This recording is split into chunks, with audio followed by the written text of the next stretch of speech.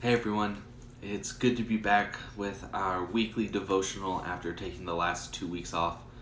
I preached for our Sunday worship the past 2 weeks, and because we film for our online worship on Thursdays, the week is a little more condensed than it was pre-COVID.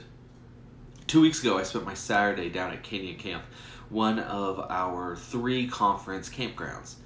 And when it comes to sacred spaces for my journey, Canyon is top of the list. I've gone to Canyon for camps or retreats since I was in 3rd grade. That is 11 consecutive years of church camp as a kid and youth.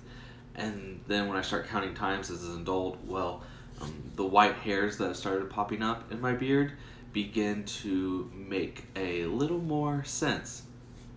Canyon Camp is like home to me.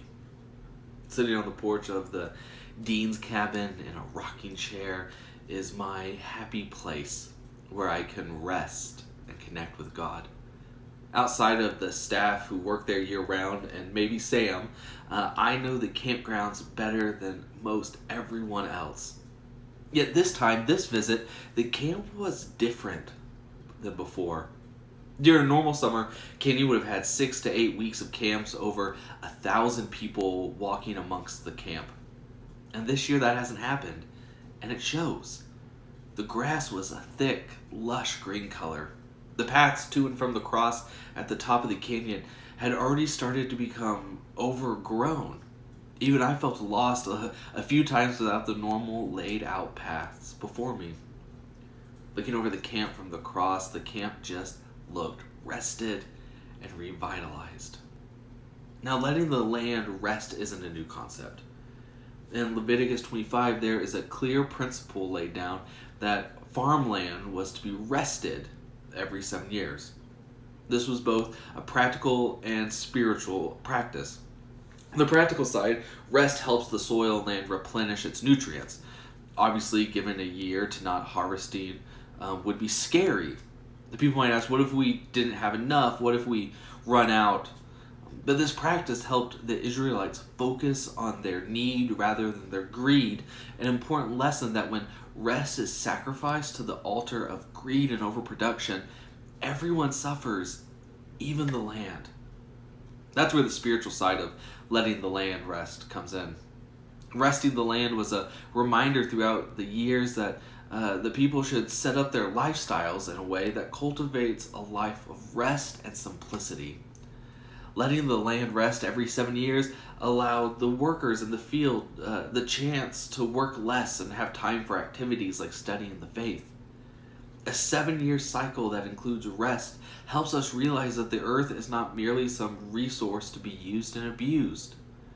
Rest keeps our priorities in order. And so you can see where, just like the land rests every 7 years, that we are to rest every 7th day. Just as the canyon has seemingly exploded in greenery and health after a summer of rest, so it is with our souls. As the fall season quickly comes up on our calendars, we admit that this summer probably wasn't as restful as summers past. Vacations canceled, uncertainty mounting. For parents, normal activities to take our kids to have not always been possible or available. All of us are more plugged in and on than we might be used to. And now the prospects of schooling options might keep us up at night. I know I am having to be more intentional with my time and rest. But seeing the canyon after a summer of rest was this stark reminder of the importance of rest. Where in your life does it feel a little dry, a little parched, a little worn? What needs greening in your life? How do you need rest? I hope you can all take some time to rest this week, because none of us can overwork ourselves to health and rejuvenation. Give your mind, give your body, give your soul rest. That's my prayer for all of you.